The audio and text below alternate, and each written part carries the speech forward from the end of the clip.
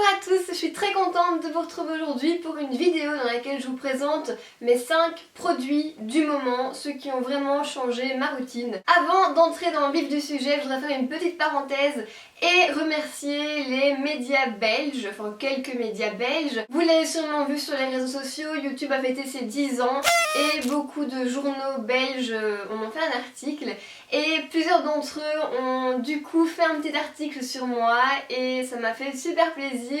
Et le journal télévisé d'RTL a notamment passé quelques secondes de ma dernière vidéo. Et d'ailleurs, pour chacun des articles ou pour l'apparition au journal télévisé, c'est vous qui m'avez prévenu sur Twitter et j'en revenais pas. À chaque fois, j'avais une nouvelle. Voilà. Mais ça m'a vraiment fait trop chaud au cœur. C'est grâce à vous, donc je vous remercierai jamais assez d'être ici sur ma chaîne. Bref, passons à la vidéo. Vous l'avez sûrement vu ou pas, mais je n'ai plus d'ongles sur mes doigts. Il y a 3 jours, je me suis dit, j'enlève tout moi-même, hein, donc j'ai limé mes ongles pendant bien 1 heure.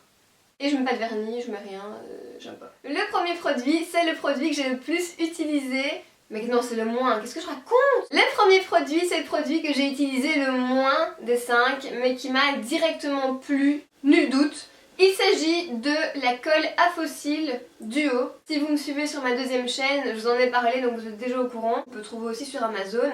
Moi je l'ai acheté chez MAC. Tout simplement, parfois en sortie je mets des fossiles, mais c'est très rare. Et pourquoi c'est très rare? Parce qu'à chaque fois je passe une demi-heure à m'énerver et au final à ne pas les mettre. Parce que la colle vendue avec les fossiles est nulle. Et ça m'a révolutionné la pose de fossiles. Il n'y a plus de fossiles qui glissent, qui se décollent, qui tient pas.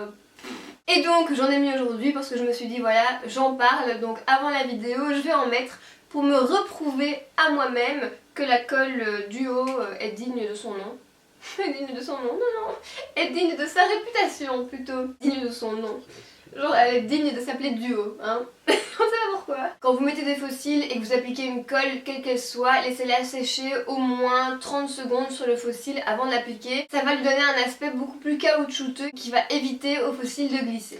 Le deuxième produit est une base de teint de chez Lush que je vous ai montré sur Instagram tellement je l'ai aimé la première fois où je l'ai utilisé. Alors, par contre, il y a un truc que je voudrais préciser avant de commencer.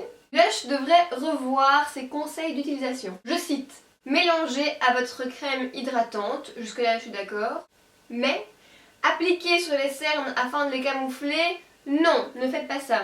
Ce n'est pas du tout un anti-cerne et ça ne camouflera pas vos cernes. Sur Instagram et Facebook, je vous avais dit qu'on pouvait l'utiliser de plusieurs façons. Donc comme ils le disent, soit en la mélangeant à la crème de jour, ça va vraiment apporter une toute petite touche de lumière, soit en la mettant après la crème de jour pour justement une touche lumière plus importante, soit après la crème de jour en mettant votre fond de teint par-dessus si vous en mettez. Là aussi ça va vous apporter un côté très lumineux que votre fond de teint n'a peut-être pas. Il y a des fonds de teint qui sont très lumineux, d'autres pas. Et si le côté lumineux vous manque, la base de teint, enfin celle-ci est parfaite. Et vous pouvez aussi la mélanger directement à votre fond de teint. Voilà, pour le rendre plus lumineux également. Et dernière utilisation, vous pouvez l'appliquer là où vous mettez votre illuminateur poudre en temps normal. Vous aurez juste un côté un peu plus transpiré qu'avec une poudre, enfin un illuminateur poudre. Enfin bref, ça c'est pour la liste d'utilisation. Moi, comment j'utilise après la crème de jour sur tout mon visage, quand après je mets mon anti-cerne, mon blush, etc. Et ça m'illumine vraiment le teint, je l'adore. Produit suivant, j'en ai parlé dans mes derniers favoris, mais il fallait absolument que je vous en reparle maintenant. De quoi il s'agit? De ma poudre bronzante de chez Yves Rocher, qui est la poudre peau parfaite zéro défaut. C'est vraiment la poudre bronzante que j'utilise tous les jours.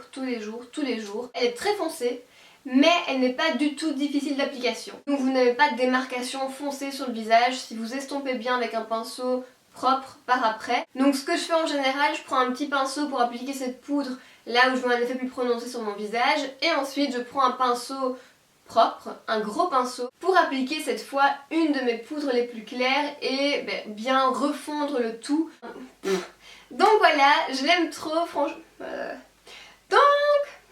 Donc voilà, je l'aime trop parce que franchement il n'y a rien de pire qu'un bronzer foncé, qui est beau, qui est brun et pas orangé, et qui au final s'applique super mal et s'estompe super mal. Et je peux vous dire que c'est fréquent des bronzers comme ça. Donc quand il y en a un qui nous convient, il faut pas le lâcher. Le quatrième produit a lui révolutionné ma routine à sourcils. Jusqu'à présent j'utilisais le crayon à sourcils de chez MAC, comme je vous l'avais déjà dit plusieurs fois. Je trouvais qu'il était très bien, mais si je devais vraiment chercher la petite bête avec ce crayon, je trouvais qu'il avait des sous-tons un peu trop orangés. Et ensuite j'ai passé commande sur Sephora US via Chipito et ce crayon de chez Anastasia Beverly Hills parce que j'en ai entendu parler mais des centaines de fois dans les vidéos US. Déjà le principe du crayon est génial, c'est-à-dire crayon rétractable d'un côté et petite brosse à sourcils de l'autre. Donc rien que pour ça c'est vraiment pratique parce qu'on a besoin que d'un ustensile pour faire ses crayons. Pour faire ses sourcils. Et j'ai choisi ma teinte à l'aveugle avec les couleurs du site. Et je suis tombée pile poil. Mais niveau bol, là ça a été coup de bol. Le crayon, niveau teinte, est parfait parce qu'il n'est pas brun avec des sous-tons rouges. Il est taupe avec des sous-tons bruns. Et ça change tout. Et je l'adore. Tous les jours, je prends plaisir à l'utiliser pour mes sourcils. Donc voilà. Oui, en Belgique, beaucoup disent sourcils et pas sourcils. Je sais pas comment faire pour que je ne me répète pas à chaque vidéo.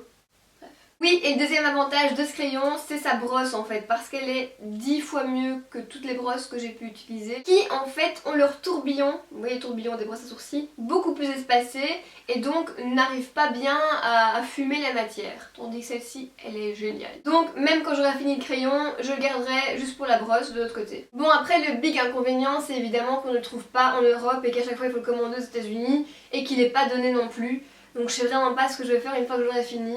Je reprendrai mes crayons de chez MAC. Oui, parce que j'en avais acheté deux, j'en avais perdu un et je l'avais racheté, puis je l'ai retrouvé, enfin bref. Oui, hein, vas-y, balance-le. Le cinquième et dernier produit a révolutionné ma routine des yeux. C'est un paint pot de chez MAC, c'est le Painterly. Après j'en voulais un deuxième, j'en voulais un beaucoup plus clair et beaucoup plus lumineux. Et donc j'ai pris le Let's Skate, qui est en fait pailleté, je l'avais pas vu au magasin et je le déteste, il est juste horrible. Mais celui-ci, le Painterly, il sert de base à paupières pour les fards à paupières, mais il sert aussi, enfin, dans mon cas, j'utilise quand je ne mets rien du tout, si ce n'est du mascara, et bien j'utilise parce qu'il unifie et à l'inverse d'un anti-cerne, il ne plisse pas vu que c'est une base à paupières. Donc j'étais habituée quand je mettais rien pour unifier ma paupière de mettre de l'anti-cerne. Et au final je devais le poudrer au-dessus, enfin vraiment bien le lisser, tout ça m'énervait trop. Mais avec le paint pot, j'ai plus aucun problème à ce niveau-là. On dirait un masque, vraiment ploup.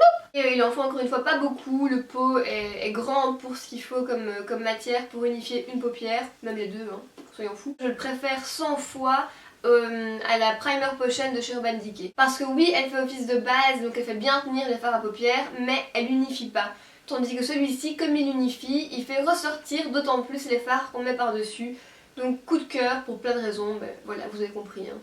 Par contre, maintenant qu'on parle de MAC, j'en profite pour vous parler d'un flop, mais un flop comme je n'en ai plus eu depuis longtemps. Dernièrement, je voulais un crayon foncé, donc je me suis fiée à ce que j'ai entendu et j'étais chez MAC en prendre un. Celui-ci que je porte, hein, au passage, vous avez compris. Et c'est une réelle merde.